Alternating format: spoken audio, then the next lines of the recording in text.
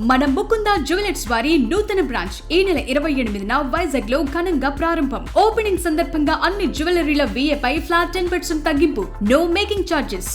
ప్రస్తుతం వైసీపీలో హీరో అనిపించుకుంటున్న మాజీ మంత్రి అంబటి రాంబాబు కుమార్తె తండ్రి అరెస్టు సమయంలో గట్టిగా వాయిస్ వినిపించారు. బూతులతో చెలరేగిన తండ్రిపై ఎన్ని విమర్శలు వచ్చినా సింగిల్ గా నిలబడి కౌంటర్ ఇచ్చారు. ఆమె వాక్చాతుర్యం, ధైర్య సాహసాలు చూసి వైసీపీ క్యాడరే పొంగిపోయింది. నెక్స్ట్ ఎమ్మెల్యే చిన్నమ్మే అంటూ సోషల్ మీడియాలో ప్రచారం కూడా స్టార్ట్ చేసేసింది. కట్ చేస్తే జైలు నుంచి బెయిల్పై వచ్చిన అంబటి తన కుమార్తె ఫ్యూచర్పై చేసిన వ్యాఖ్యలతో కంగు తింటున్నారట కార్యకర్తలు. మనమేదో ఊహించుకుంటే ఈయనేంటి ఇలా అంటున్నారు అంటూ అయోమయంలో పడిపోయారట. ఇంతకీ అంబటి తన కుమార్తె పొలిటికల్ ఎంట్రీపై చేసిన వ్యాఖ్యలేంటో చూద్దాం. గుంటూరు జిల్లా వైసీపీలో ఇటీవల చోటు చేసుకుంటున్న రాజకీయ పరిణామాలు కార్యకర్తలను గందరగోళానికి గురిచేస్తున్నాయట. ముఖ్యంగా మాజీ మంత్రి అంబటి రాంబాబు అరెస్టు వ్యవహారం వైసీపీ శ్రేణుల్లో గుబులు పుట్టించింది. ముఖ్యమంత్రి చంద్రబాబును దూషించిన కేసులో ఈ ఏడాది జనవరి 31న అర్ధరాత్రి మాజీ మంత్రి అంబటి రాంబాబును గుంటూరులో ఆయన నివాసం వద్దే నాటకీయ పరిణామాల నడుమ అరెస్టు చేశారు పోలీసులు. ఆ తరువాత జరిగిన పరిణామాలన్నీ తెలిసిందే. దాదాపు 18 రోజులు పలు కేసుల్లో అంబటి రిమాండ్ ఖైదీగా జైల్లో గడిపారు. ఎట్టకేలకు బెయిల్ పై బయటకొచ్చారు.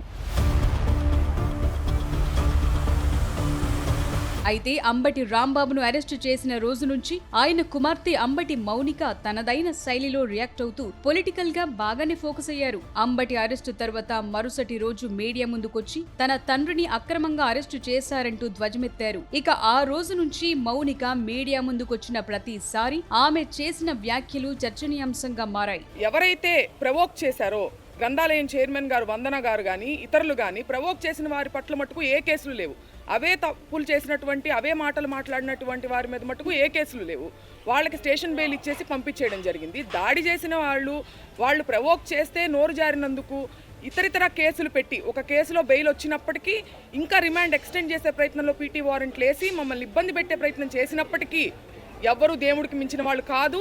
న్యాయ వ్యవస్థ మీద మాకు నమ్మకం ఉంది. ముఖ్యంగా అంబటి రాంబాబును అరెస్టు చేసిన రోజు Guntur west TDP MLA Galla Madhavi Ambati ఇంటి వద్దకొచ్చి నిరసన తెలియచేశారు. అంబటి రాంబాబు ముఖ్యమంత్రి చంద్రబాబుకు క్షమాపణలు చెప్పాలని డిమాండ్ చేశారు. పోలీసులు నచ్చజెప్పడంతో అక్కడి నుంచి వెళ్లిపోయారు. తరువాతి రోజు అంబటి మౌనిక ఎమ్మెల్యే గల్లా మాధవిపై ఓ రేంజ్ లో విరుచుకుపడ్డారు. ఓ మహిళ అయ్యుండి ఇంట్లో మహిళలు ఉన్నారని చూడకుండా దగ్గరుండి దాడి చేయిస్తావా అంటూ ఫైర్ అయ్యారు. మాధవ్ గారికి చెప్తున్నా, మీ కుటుంబం లేదా? మీ భర్తతో సహా వచ్చి స్త్రీల మీద దాడి చేశారే, మీ కుటుంబం లేదా? మీకు పిల్లలు లేరా? మిమ్మల్ని ఎందుకు పంపించారు? మిమ్మల్ని బలిపశువుని చేస్తున్నారు. వాళ్లే రావచ్చు కదా, మిమ్మల్ని పంపించిన వాళ్లే జనాన్ని వేసుకుని రావచ్చు కదా. ఆలోచించుకోవాలి. మీ మనస్సాక్షికి వదిలేస్తున్నాం దీన్ని. ఆ తరువాత మౌనిక చేసిన వ్యాఖ్యలపై ఎమ్మెల్యే మాధవి కూడా ఘాటుగానే స్పందించారు. అలా కొద్ది రోజుల పాటు ఎమ్మెల్యే మాధవి వర్సెస్ అంబటి మౌనికల మధ్య మాటల యుద్ధం నడిచింది. దీంతో అంబటి రాంబాబు జైల్లో ఉండగానే అంబటి మౌనిక పొలిటికల్ ఎంట్రీపై చర్చ మొదలైంది. సోషల్ మీడియాలో కూడా అంబటి కుటుంబం నుంచి మరో ఫైర్ బ్రాండ్ వచ్చేసిందంటూ ప్రచారం ఊపందుకుంది. వాస్తవానికి టీడీపీకి గుంటూరు పశ్చిమ నియోజకవర్గం బలమైన స్థానం. గడచిన 3 ఎన్నికల్లోనూ ఇక్కడ టీడీపీ జెండాని ఎగిరింది. 2024 ఎన్నికల్లో మాధవి వైసీపీ హయాంలో మంత్రిగా పనిచేసిన విడదల రజనిపై పోటీ చేసి భారీ మెజార్టీతో గెలిచారు. గెలిచిన తరువాత ఎమ్మెల్యే మాధవి దూకుడుగా ముందుకెళ్తున్నారు. దీంతో గుంటూరు పశ్చిమ నియోజకవర్గంలో టీడీపీ మరింత బలంగా మారింది. వచ్చే ఎన్నికల్లో ఇక్కడ వైసీపీ గెలవాలంటే ఖచ్చితమైన బలమైన మహిళా అభ్యర్థినే దించాలనే టాక్ మొదలైంది.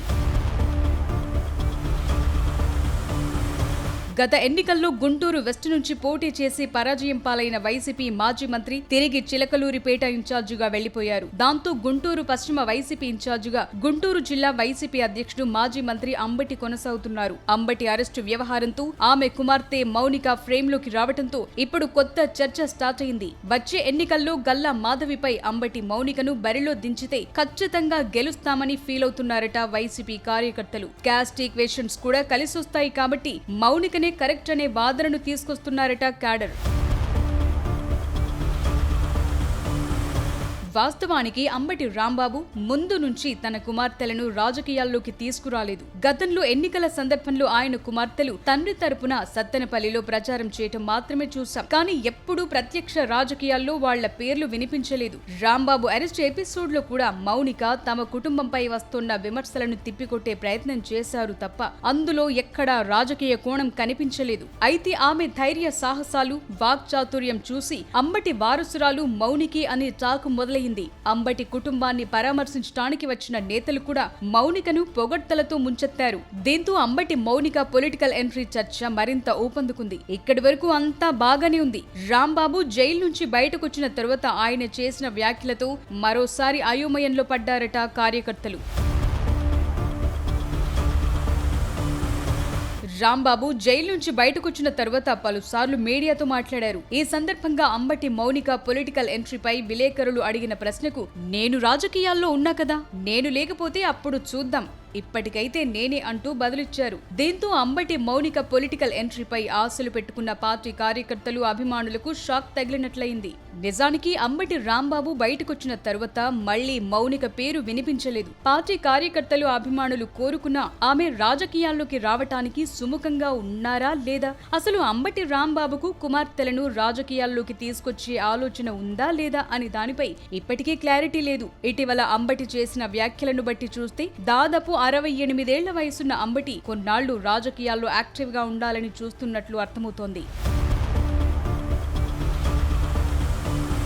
ఇప్పటికే వైసీపీ 2029 ఎన్నికలకు వ్యూహరచనలు చేస్తోంది. అంబటి అరెస్టు వ్యవహారం నేపథ్యంలో వచ్చే ఎన్నికల్లో ఖచ్చితంగా గుంటూరు వెస్టులో గెలిచి చూపించాలని కంకణం కట్టుకుంది వైసీపీ. మరి రాబోయే ఎన్నికల్లో మరోసారి మళ్లీ అంబటికే అవకాశమిస్తారా, లేదా పొలిటికల్ ఈక్వేషన్స్ లో అందరూ అనుకున్నట్టు మౌనికను బరిలో దించుతారా? అందని ద్రాక్షగా మారిన గుంటూరు పశ్చిమ నియోజకవర్గం విషయంలో ఆ పార్టీ అధ్యక్షుడు జగన్ మాస్టర్ ప్లాన్ ఏంటో తెలియాలంటే ఇంకొన్నాళ్లు వేచి చూడాల్సిందే.